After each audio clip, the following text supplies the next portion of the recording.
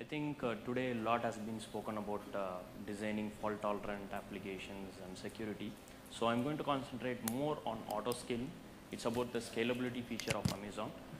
This is one of the most important pillars of Amazon Web Services. So we'll dive deep into it. So what I've done is I've put together some of our experiences on dealing with Amazon auto scaling in our customer cases, and I've put together this presentation. So these are some of the load patterns what we observe in the online business.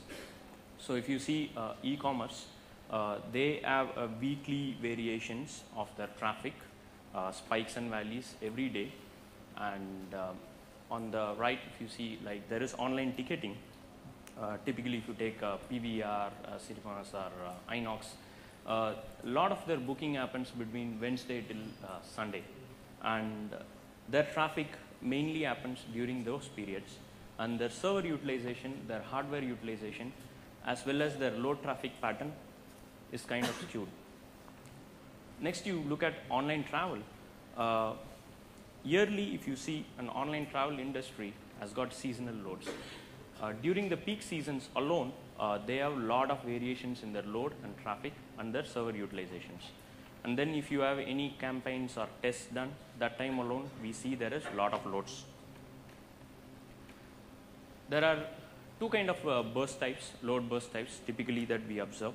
One is unpredictable bursts, which doesn't have any pattern, which has spikes and valleys.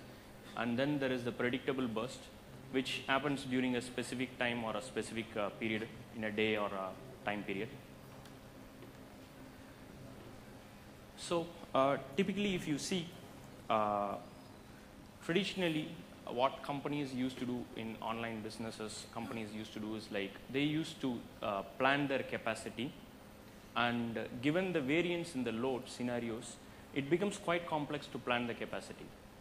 And either what happens is there will be underutilization of resources or overcapacity planned. That's part of the wasted capacity.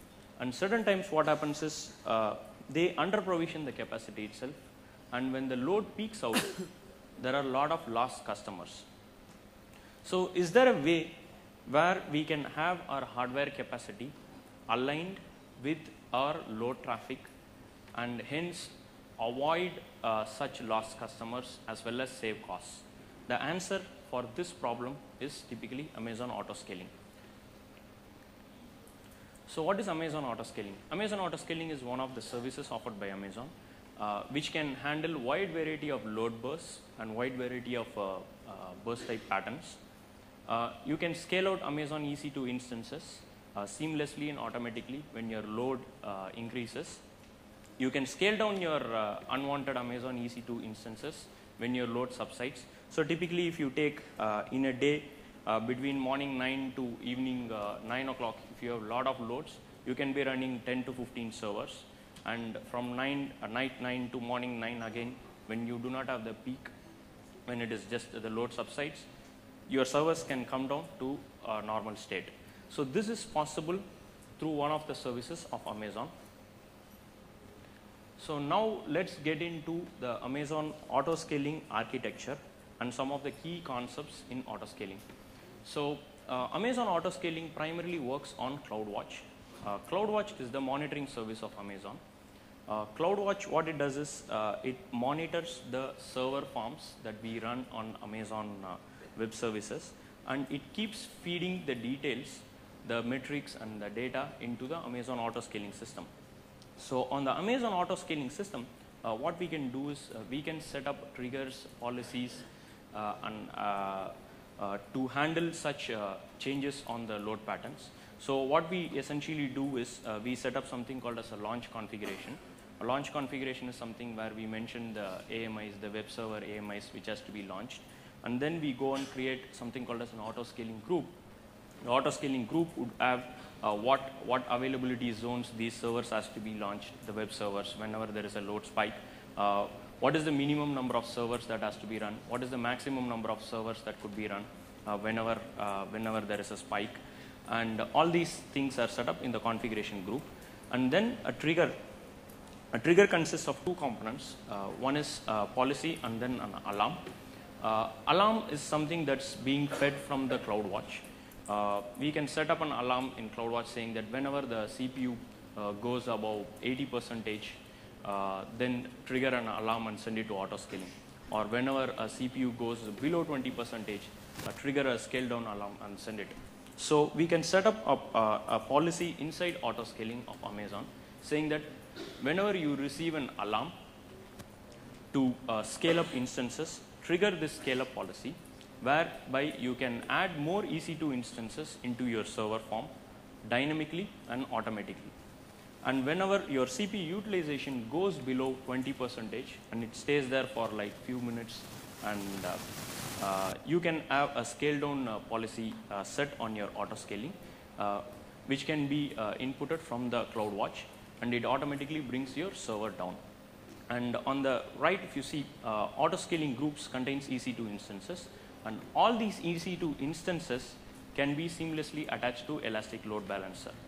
So that is one of the important benefits of having auto scaling. So this, what it means is, if you have your web layer, your web tier, and whenever the traffic increases, your web tier can be triggered by the CloudWatch, and the auto scaling can create new EC2 instances on your web tier depending upon the load, and they can be automatically attached to your load balancers. So your load balancer starts dynamically transferring the traffic to your EC2 instances, which are your web tiers, and thereby handling massive load. Typically, like Elastic Load Balancers can take some of the tests that has been done can take 20,000 requests per second. So that's huge. And for that auto scaling, if we have enough servers set on the back, your sites can elastically scale and come down depending upon the need.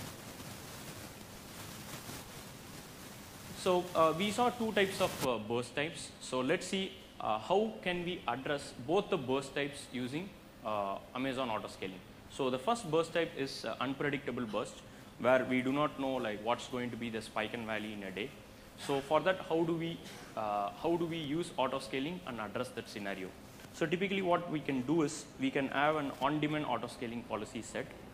In an on-demand auto scaling policy, you can say like the minimum number of instances that I should run, EC2 instances that I should run when my load is low is 4, and the maximum number of EC2 instances that I can run when my load peaks out can be 24. I can make both these EC2 instances, I can make the EC2 instances spread across and run in multiple availability zones of Amazon that internally offers a lot of high availability and fault tolerance. And I can seamlessly attach it to the load balancer. And I can also mention the cooldown period. Cooldown period is something like where we do not want our servers to be scaled rapidly up or brought down rapidly down. So we can set up enough cooldown period so that your scaling happens at a specified intervals. So for predictable burst, there is an option where we can schedule a specific time. We can configure in Amazon auto scaling saying that between morning 9 to 11 o'clock alone run 50 servers, and then bring the entire load down after 11. Then evening between 4 o'clock to 6 o'clock alone run another 50 servers. So taking this input, the whole infrastructure can act very dynamic. So depending upon the specified time interval, your infrastructure can elastically go up, serve the requests, and come down automatically. As well as in the evening, again it can go up and come down. So such complex automations are possible using Amazon auto scaling. And you can configure auto scaling in just simple 4 steps. Unless you understand like all the fundamentals and the intricacies behind it, it's just simple 4 steps to configure and to use it. So what are the candidates for auto scaling? Not all the tiers are candidates for auto scaling. Like web tier, as I explained, is a typical candidate for auto scaling because your web tier should expand and come down depending upon your load traffic. Your application tiers are very good candidates for auto scaling, like where you can have your Tomcat servers scaling, which contains your application logic, scale out and scale down depending upon your load traffic needs. Your caching tier is also a candidate. And load balancing tier, either if you are customizing a load balancer or if you are using Amazon's Elastic Load Balancer, depending upon that you can have auto scaling. And even if you have other stateless tiers in your application architecture, those are potential candidates for Amazon auto scaling. Databases are not candidates for Amazon auto scaling. You cannot have Amazon auto scaling configured to make your database tiers dynamically go up and down. They are not candidates. So these are some of the cost savings. This is some of the benefits that we have observed after architecting auto scaling to some of the customers. Typically, if you see e-commerce customer who has implemented auto scaling into his architecture, saves nearly 35%. It varies between whatever percentage, but it depends upon the server farm size. And a person having online business having a pattern of like an online ticketing or something can save around 30%, and seasonal loads can save around 35%. Another important benefit of auto scaling is it closely aligns your infrastructure with your load traffic needs. Since it closely aligns your infrastructure with your load traffic needs, it saves a lot of cost. And for the IT operations, it is really good because they need not worry about under provisioning of their infrastructure, and when the peak happens, the servers crash, or they need not worry about over provisioning of their infrastructure and wasting money. So they can keep their entire infrastructure aligned with the needs, the load requirements, and thereby saving costs to the company as well as having peace of mind. So let's get into some of the key points that we have to remember when we are doing auto scaling. So auto scaling, typically what happens is it starts creating a lot of machines, a lot of EC2 instances dynamically. And when your scale down trigger occurs, it brings down your boxes, your EC2 instances down dynamically. So in such cases, we have to take care of our log files, data files, and sessions.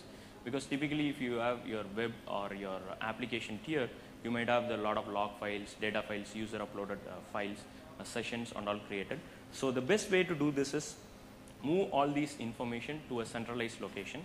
The centralized location could be for your files. S3 is one of the best locations of keeping your data files and log files, periodically moving it from your EC2 instances.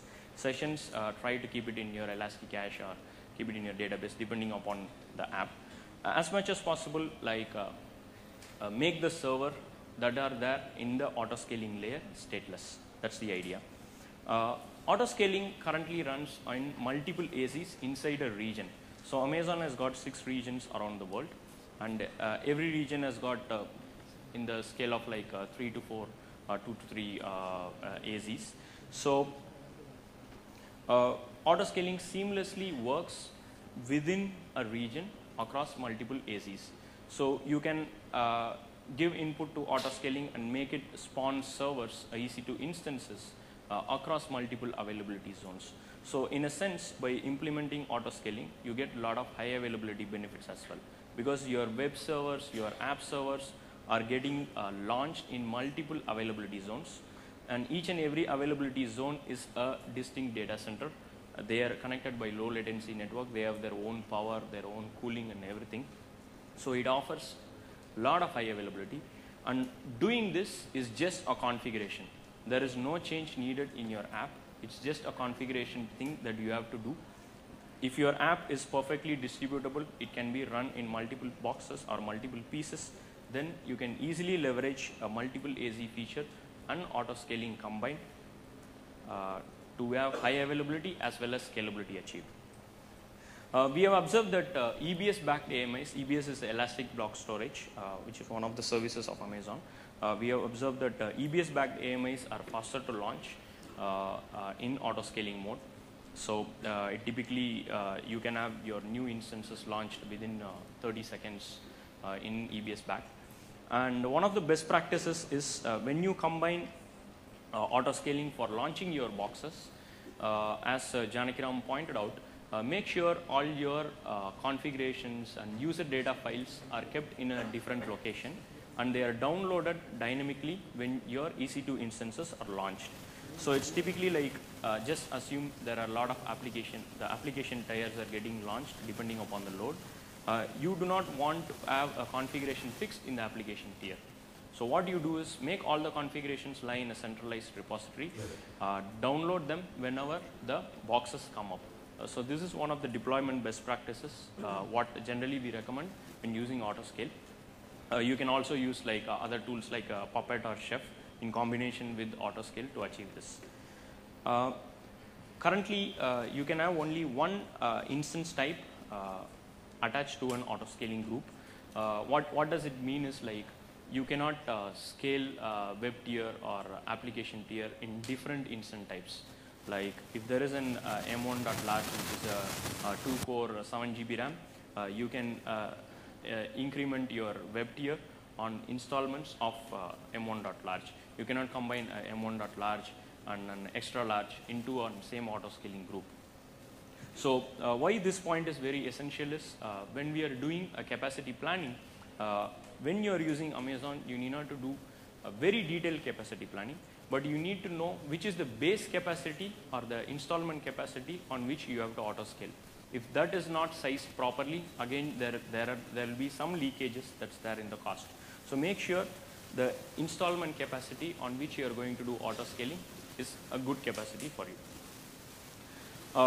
The another point is combining custom CloudWatch metrics. This is a very good feature. CloudWatch offers something called as custom parameters. Currently, CloudWatch sends CPU utilization and network metrics for the autoscaling to happen. Whereas we can combine custom CloudWatch metrics, whereby you can have your Tomcat threads, requests, and memory sent to autoscaling, and you can have autoscaling read these parameters through CloudWatch and accordingly scale. So instead of just the CPU, you can scale based on the number of threads, or you can scale based on the sessions. You can scale based on the memory of your Tomcat. So this is one of the important features, because not all the times CPU alone might be the factor based on which you will have to do the scaling.